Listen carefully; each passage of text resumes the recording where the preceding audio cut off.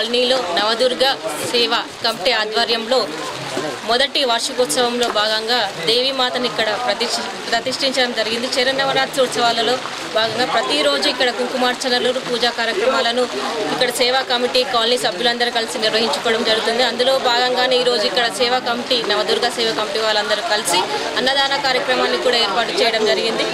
ఈ కార్యక్రమంలో పాల్గొనడం చాలా సంతోషంగా ఉంది. 45 డివిజన్ కాలనీ వాసులకు, ఇందూరు నగర ప్రజలకు దసరా బతుకమ్మ శుభాకాంక్షలు. నమస్కారం. ఇది మా ఫస్ట్ సంవత్సరం మా నవదుర్గ కమిటీ వాళ్ళు ఈసారి మొదటిసారిగా ఎల్లమ్మగుట్ట ఆర్టీసీ కాలనీలో పెట్టడం జరిగింది. ఇక్కడ అందరూ ప్రజలు ఒక 100 మెంబర్స్, ఒక 50 కుటుంబాలు కలిసి అందరం కలిసి మనస్ఫూర్తిగా అమ్మవారిని వేడుకుంటూ ఫస్ట్ టైం ఇక్కడ పెట్టడం జరిగింది. మాకు పెట్టడంతోనే చాలా మాకు మంచి రెస్పాన్స్ కానీ మంచి ఫలితాలు కానీ మంచిగా అనిపిస్తున్నాయి. అమ్మవారి దయ ఎప్పుడు ఎల్లవేళలా మా పైన ఉండాలని, మా కమిటీ మా సభ్యులందరూ పైన మా అమ్మవారి దయ ఉండాలని మేము కోరుతున్నాము. ఇది మా మొదటి వార్షికోత్సవం. అలాగే ఇవాళ అన్నదానం పెట్టడం జరిగింది. అన్నదానంలో ఒక 1500 మందికి అన్నప్రసాదం కల్పించినందుకు బుబ్బిలి వేణు గారికి ధన్యవాదాలు, మరియు ఆకుల సీను గారికి కూడా ధన్యవాదాలు వచ్చి మాకు సహకరించినందుకు. మా కమిటీ వాళ్ళు ఇవాళ కూడా నైట్ భజనల కార్యక్రమాలు కానీ ఏదైనా కానీ ఉన్నాయి. అందరికీ ప్రజలు ఎవరైతే మాకు అనువేళలా సహాయం చేసిండ్రో వాళ్ళందరికీ కృతజ్ఞతలు తెలుపుకుంటూ ధన్యవాదాలు. జై భవానీ. కమిటీ ఫస్ట్ ఇయర్ పెట్టినాం. ఇప్పుడు ఈరోజు అందరం కలిసి అన్నదాన కార్యక్రమం మంచిగా జరిగింది. అందరు కలిసిమెలిసి యజ్ఞం కూడా జరిగాం పొద్దున. ఇంకా చాలామంది కూడా సభ్యులందరూ కలిసిమెలిసి చేశాము.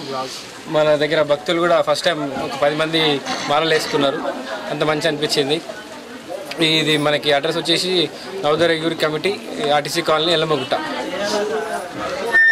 కృతజ్ఞతలు పొందుతుంది. ఈ నవదుర్గ యూత్ కమిటీ ఎప్పుడు ఇలానే ప్రతి సంవత్సరం జరుపుకుంటుందని అందరికీ మీ సేవలో ఉంటామని చెప్పేసి ధన్యవాదాలు. అన్నదాన కార్యక్రమం మన నవదుర్గ సేవా కమిటీ వద్ద జరిగింది.